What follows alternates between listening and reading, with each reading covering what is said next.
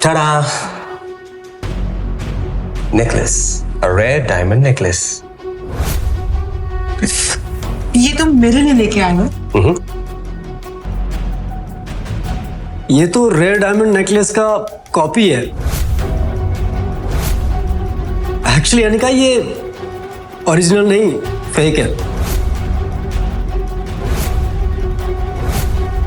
नक्श की जिंदगी बदल गई थी, लेकिन वो अपनी बदली हुई जिंदगी को इतनी आसानी से अपनी बीवी के सामने नहीं रखना चाहता था।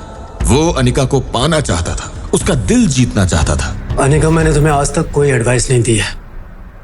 आज मैं सिर्फ इतना कहना चाहता हूँ कि ये आदमी तुम्हें इम्प्रेस करने के लिए ये नकली हीरो कार तुम्हें दे रहा है।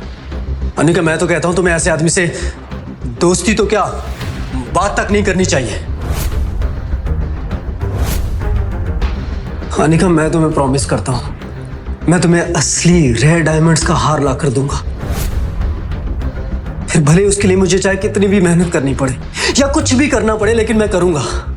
आई प्रॉमिस यू, मैं तुम्हें असली हीरो का रेयर डायमंड्स का हार ला कर दूंगा। प्लीज ये नकली गिफ्ट वापस कर दो। अपने दिल की बात अनिका के सामने रखने के बाद नक्श ने अनिका के जवाब का इंतजार भी नहीं किया और उसके कैबिन से बाहर निकल गया और पलटकर एक बार भी नहीं देखा। प्यार नहीं तो कम से कम नक्श अनिका का ध्यान अपनी तरफ खींचने में कामयाब हो गया था। क्या नक्श को खुद से दूर रखकर मैंने कोई गलती तो नहीं की? ये क्या सोच रही हूं मैं? विहान मेरा बिजनेस पार्टनर है, मेन इन्वेस्टर है। नक्श की इस हरकत की वजह से अगर विहान मेरी कंपनी से बैकआउट कर गया तो क्या होगा? नहीं नहीं नहीं, नक्श की वजह से मेरी इतनी साल की मेहनत को जाया नहीं जाने दे सकती। मुझे नक्श की नहीं, विहान की जरूरत है। सुबह का समय था और सारे एम्प्लॉइज अपने अपने काम में बिजी थे। दूसरी तरफ वही अनिका का गुस्सा इस वक्त चरम पर था। नक्श! आज पहली बार नक्श ने उसके साथ बदतमीजी की थी।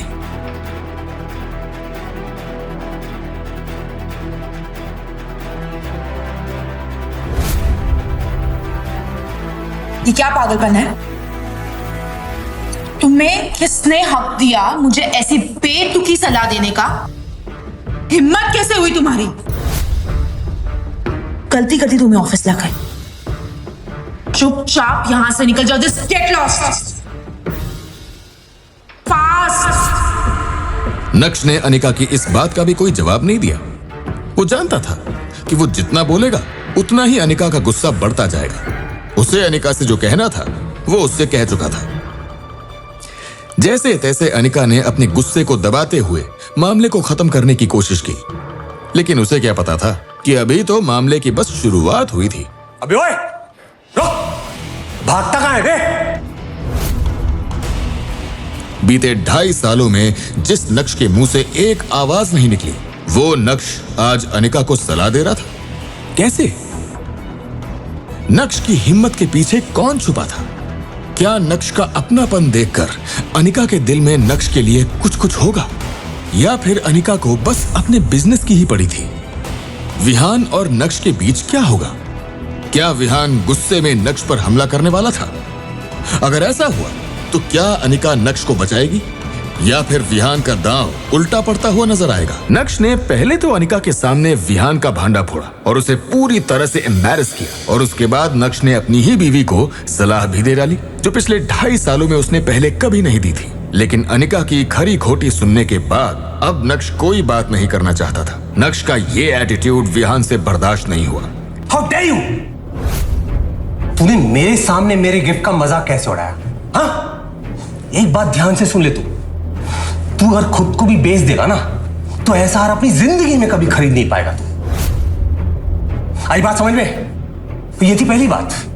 अब दूसरी बात, तेरे जैसे लोगों को ना अपनी मार्केट वैल्यू पता होनी चाहिए, और अगर पता ना हो ना तो मैं बताता हूं ना तुझे, मैं बताता हूं, and that is mister zero.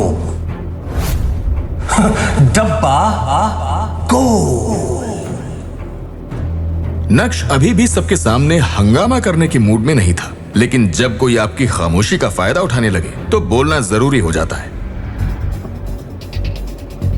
पहली बात, ये जो खड़ी है ना, ये बीवी है मेरी, तो अच्छा होगा इससे दूर ही रहो।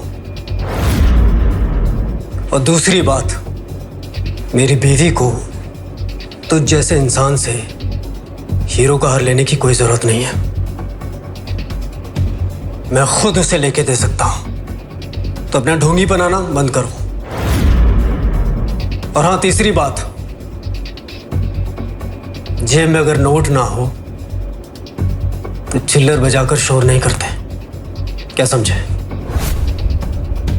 नक्श ने विहान को अपने स्वैग के दर्शन करवा दिए थे। इसी के साथ नक्श विहान को देखते देखते पलटा और ऑफिस से बाहर निकल गया। नक्श की वहां से जाने के बाद कुछ देर तक विहान वहीं खड़ा रहा, लेकिन इतनी बेइज्जती होने के बाद वहां रुकने का कोई सेंस नहीं था। इससे पहले कि अनिका विहान से कुछ कहती, विहान तुरंत चला गया। नक्श ने उसकी बात का कोई जवाब नहीं दिया। इसका मतलब यह नहीं कि नक्श डर गया था। वैसे भी अब नक्श को किसी से भी डरने की कोई जरूरत नहीं थी। अनिका भी ऑफिस के अंदर चली गई। ये अंजी कॉरपोरेशन का ऑफिस था, जिसकी चेयरपर्सन अनिका थी। अपने कैबिन में जाने के बाद अनिका गुस्से से आग बबूला हो रही थी। उसकी जलती आंखों के सामने सिर्फ नक्श का चेहरा घूम रहा था, और वो जितना नक्श के बारे में सोच रही थी, उसका गुस्सा उतना ही बढ़ता जा रहा था। पिछले कुछ महीनों से अनिका की कंपनी के हालात ठीक नहीं थे। वो मुश्किल से उसे संभालने की कोशिश कर रही थी। तभी उसे हाउस पार्टी में विहान मिला, और जब उसकी दोस्ती विहान से हुई, तब जाकर उसे पता चला कि वो एक बहुत बड़े परिवार से ताल्लुक रखता है। और बस यहां से अनिका ने विहान को अपने जाल में फंसाना शुरू किया। और आज विहान न सिर्फ उसकी कंपनी का बिजनेस पार्टनर है, बल्कि मेजर इन्वेस्टर भी है। और विहान की वजह से ही अनिका की कंपनी अभी चल रही है। इस कंपनी के सारे लॉसेस विहान ही बेयर करता है, और अनिका को इसकी बहुत जरूरत भी है। लेकिन नक्श ने आकर आज सब कुछ बिगाड़ दिया। पहली बात, ये जो खड़ी है ना, ये बीवी है मेरी। क्या जरूरत थी उसे विहान को ऐसा कुछ कहने की? हार भले ही नकली था, लेकिन ये सब कहकर उसका ईगो हर्ट करने की क्या जरूरत थी? अब पता नहीं वो उसकी कंपनी में अपना पैसा इन्वेस्ट करेगा या नहीं। अब अनिका उसे कैसे मनाएगी?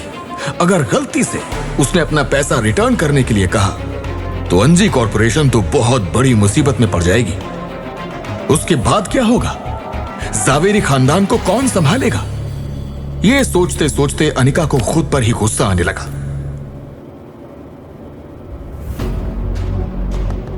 असल में गलती उसी की है।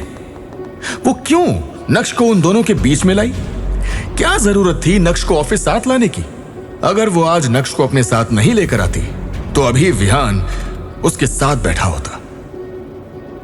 अंजी कॉरपोरेशन के ऑफिस से बाहर आकर नक्श काफी खुला खुला महसूस कर रहा था, और नक्श इस शुरुआत को बरकरार रखना चाहता था। तभी अचानक से नक्श का फोन बजा, और जब उसने स्क्रीन पर अपने दादाजी का नाम देखा, तो उसके चेहरे पर चालाकी वाली मुस्कान आ गई थी। Hello mister Bhanushali. अरे इनफैक्ट मैं आपको ही कॉल करने वाला था। मैं जानता हूँ मिस्टर भानुशाली, आपने मुझे किसी काम से ही कॉल किया होगा। अच्छा, तो फिर ठीक है नक्श, पहले काम की ही बात कर लेते हैं, ठीक है? और हाँ, फॉर योर काइंड इंफॉर्मेशन, अगले हफ्ते तुम भानुशाली ग्रुप के नए सीईओ नियुक्त कर दिए गए हो। हाँ नक्श, मैंने तुम्हारी मीटिंग एक खास इंसान से फिक्स की है। कब, कहाँ, कैसे मिलना है, ये मैंने तुम्हें व्हाट्सएप कर दिया है। मिलना जरूर, ठीक है?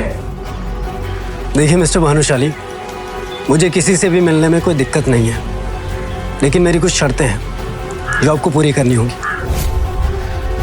मेरी पहली शर्त यह है कि मुझे आज के आज किसी भी हाल में रेयर डायमंड्स का नेकलेस चाहिए, आज। और दूसरी शर्त मैं आपको व्हाट्सएप कर रहा हूं। नक्श पॉइंट टू पॉइंट बात कर रहा था, और उसका एटीट्यूड सातवें आसमान पर था, जो यशवर्धन को बिल्कुल भी पसंद नहीं आ रहा था। नक्श, तुम्हें नहीं लगता कि तुम्हारी डिमांड्स कुछ बढ़ती चली जा रही हैं? ये जानने के लिए देखिए अगला एपिसोड सिर्फ पॉकेट एफएम के यूट्यूब चैनल पर, और इंस्टा एम्पायर के सारे एपिसोड्स को सुनने के लिए डिस्क्रिप्शन में दी गई लिंक से डाउनलोड कीजिए पॉकेट एफएम ऐप।